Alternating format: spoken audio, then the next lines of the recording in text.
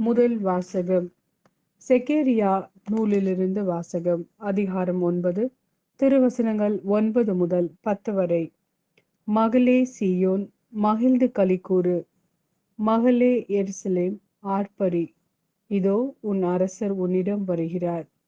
அவர் நீதியுள்ளவர், வெற்றி வேந்தர், எளிமையுள்ளவர். கழுதையின் மேல் கழுதை குட்டியாகிய மரியின் மேல் ஏறி வருகிறார். அவர் எப்ராஹிமில் தேர்ப்படை இல்லாமற் போக செய்வார். எருசலேமில் குதிரைப்படையை அறவே ஒழித்து விடுவார்.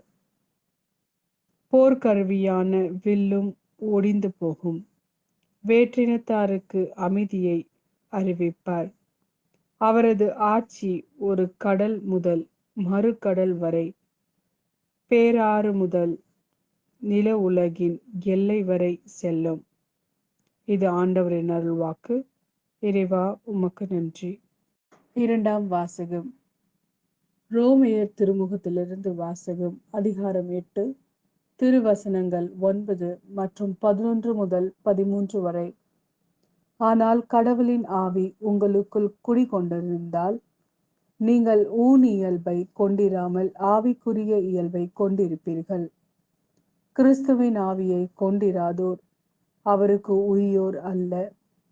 மேலும் இறந்த இயேசுவை உயிர்த்தெழ செய்தவரின் ஆவி உங்களுள் குடிகொண்டிருந்தால், கிறிஸ்துவை உயிர்த்தெழ செய்த அவரே உங்களுள் குடிகொண்டிருக்கும் தம் ஆவியினாலே சாவுக்குரிய உங்கள் உடல்களை உயிர் பெற செய்வார்.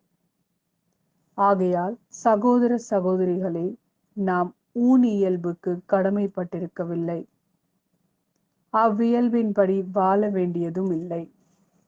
நீங்கள் ஊன் இயல்புக்கு ஏற்ப வாழ்ந்தால் சாகத்தான் போகிறீர்கள். ஆனால் தூய ஆவியின் துணையால் உடலின் தீச்செயல்களை சாகடித்தால் நீங்கள் வாழ்வீர்கள். இது ஆண்டவரின் அருள்வாக்கு. இறைவா, உமக்கு நன்றி. மத்தேயு எழுதிய நற்செய்தி. அதிகாரம் 11, திருவசனங்கள் 25 முதல் 30 வரை. அவ்வேளையில் இயேசு, தந்தையே, விண்ணுக்கும் மண்ணுக்கும் ஆண்டவரே, உம்மை போற்றுகிறேன். ஏனெனில் ஞானிகளுக்கும் அறிஞர்களுக்கும் இவற்றை மறைத்து குழந்தைகளுக்கு வெளிப்படுத்தினீர். ஆம் தந்தையே, இதுவே உமது திருவுளம். என் தந்தை எல்லாவற்றையும் என்னிடத்தில் ஒப்படைத்திருக்கிறார். தந்தையை தவிர வேறு எவரும் மகனை அறியார்.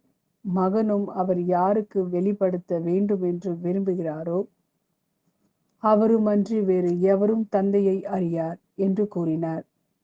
மேலும் அவர், பெருஞ்சுமை சுமந்து சோர்ந்திருப்பவர்களே, எல்லோரும் என்னிடம் வாருங்கள், நான் உங்களுக்கு இளைப்பாறுதல் தருவேன்.